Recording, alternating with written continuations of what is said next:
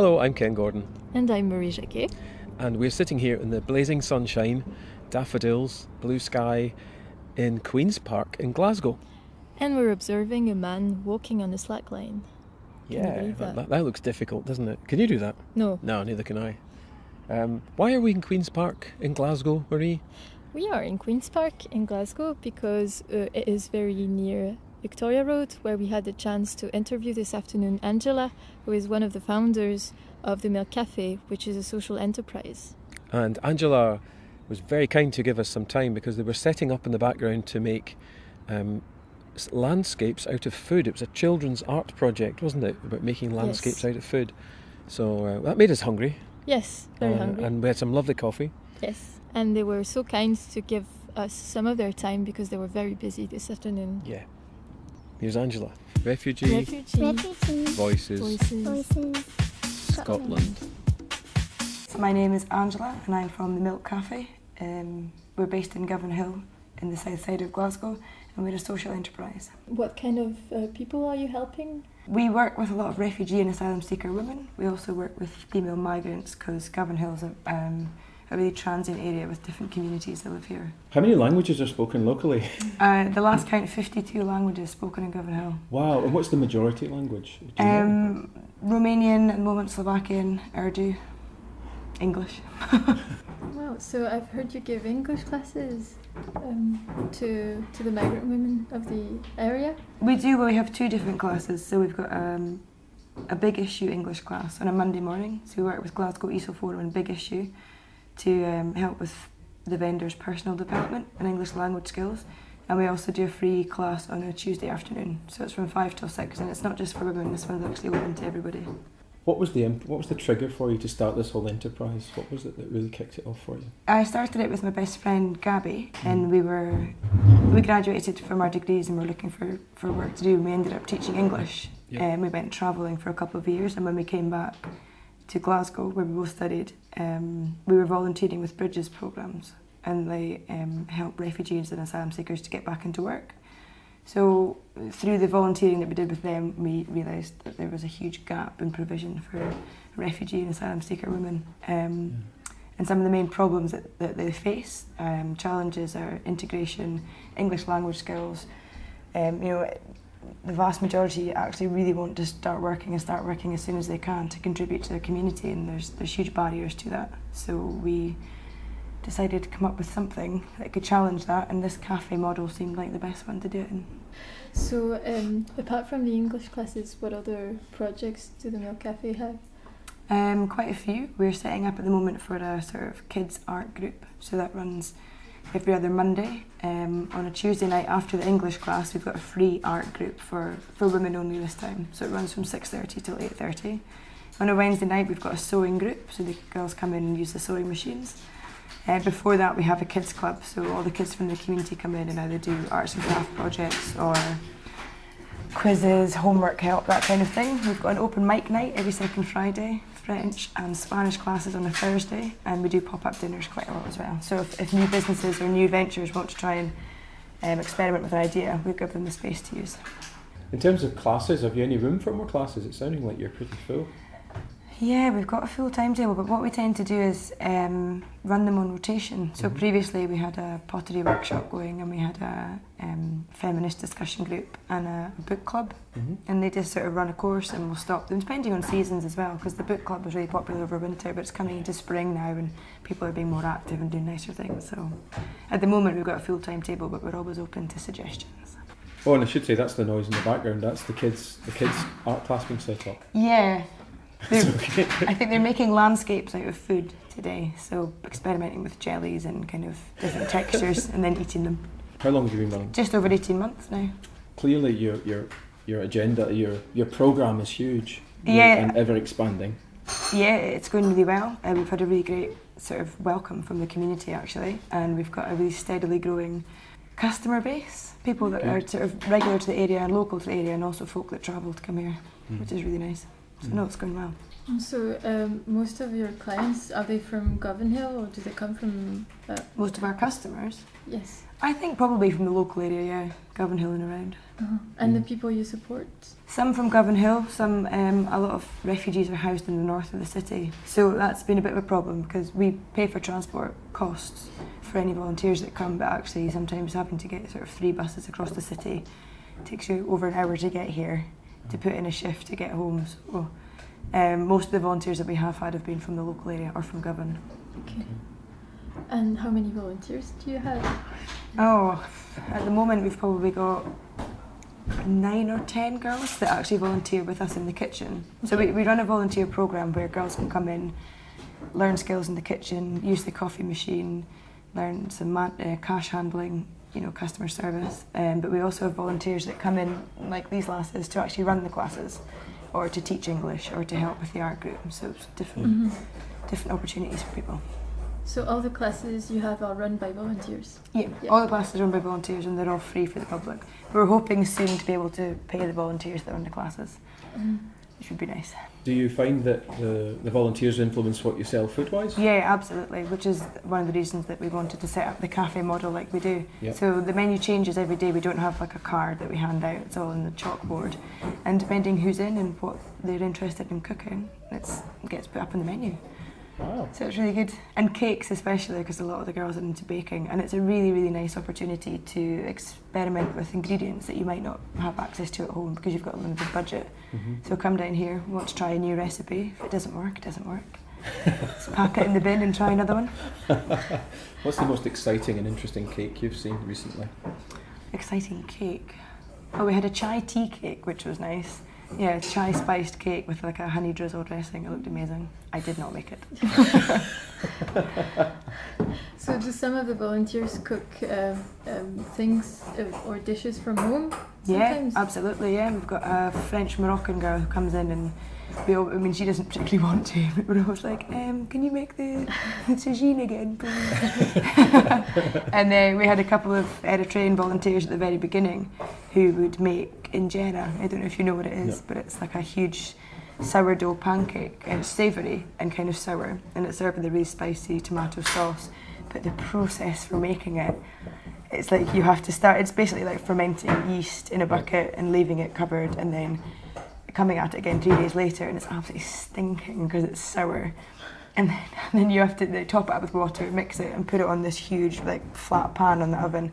And our kitchen's the size of a shoebox, so it was really fun making it, but a huge challenge to get it all done in that space. Good grief. Yeah. So how long is that in total? What, is that a couple of days to make one batch? You need 10 days by the time you've fermented it, left it, mixed it, raised it, and then put it on the hub. So here's the thing, when you come in here for something to eat, every day is a You have to unique wait 10 day. days. If you want that one, 10 days. Yeah. But every day the menu's unique depending on who's in. Yeah, That's fantastic. even just between me and Gabby and what we sort of prefer to cook. So Yeah. And do you use local ingredients and all that kind of thing? Yeah, we get our bread from the Freedom Bakery. Mhm. So they're based out of Low Moss Prison. They're also a social enterprise and their bread's excellent. And there's really tons of fruit and veg shops up and down the street, which we're so lucky because everything's fresh on there as well. So this is a great place to come for things to do, fantastic food, supporting the cause if you like, and supporting your business model to integrate refugees and asylum seekers into the community. Yep. So Did that make sense? I just made that up. It's a great Just came out. statement. All right. Might put it on the Did you say website. So I was wondering, did you choose Govan Hill because it was such a multicultural area, or did you just find the building and... We looked at a number of different venues in Glasgow actually before we found this one. We looked in the north of the city in Springburn because a lot of refugees are housed up there. And then we looked in the East End because we thought I guess the economics in there are slightly different, so it's a bit more up and coming. And Denniston's a sort of maybe the new place to be because the style of the cafe, we're supporting people, but we also need to have people who have disposable income to come and spend in it. And actually we both live in Govan Hill. I'm in this coffee shop which we used to come to, went up for sale. We were like, that's our coffee shop. Oh. Yeah, and it was a really quick transaction. We had a word with the owner, shook hands over a coffee sitting outside, and then a week later got the keys. And then how So it was long did it incredible. take you to turn it over and open it? 7 days exactly. So Whoa. it was a 2-week thing. It was flying, and we'd been looking for 18 months for the right premises, and then when it came along, it was just like magic. So this used to be your favourite cafe? Yeah.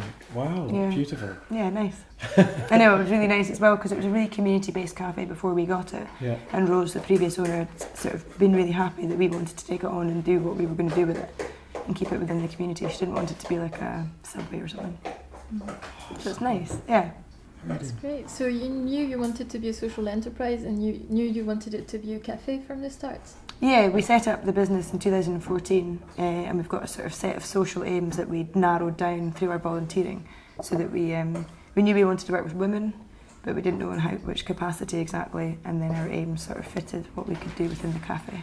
And you have strong partnerships with many organisations throughout the region then? Yeah, so we've been really lucky. We did, because of the sort of networking, we told everyone and his dog what we were doing before we opened the cafe. So we worked really closely with The Well and The Space that are both based in Govan Hill, Right. Govan Hill Housing Association, the Refugee Council, Refugee. But it's a really nice network of people Yeah. and we all support each other, so it's good.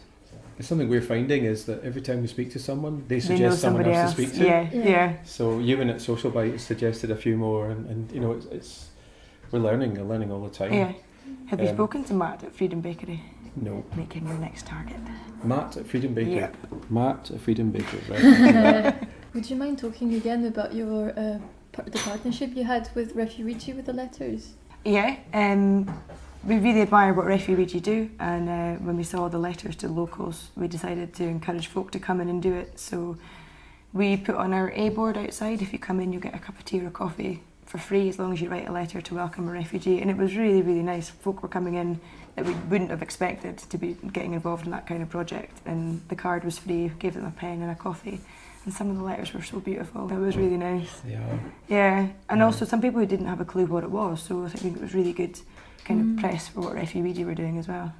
Can you talk about your partners? So the company was set up with 3 directors. So it was myself and Gabby, and the third member was Jen Sturrock, and she's been one of my pals since uni. She knows wee Jen, and she's an immigration solicitor, and it was really important to have her on the board at the beginning because there was a lot of legal issues with Yeah. things that you can and can't do, even with volunteering. So while you're still seeking asylum, you are certainly not allowed to work, but there's even restrictions on what volunteering placements you can take. So Jen was really useful in keeping us right legally, because things that we might have thought to be helpful could have actually endangered somebody's case.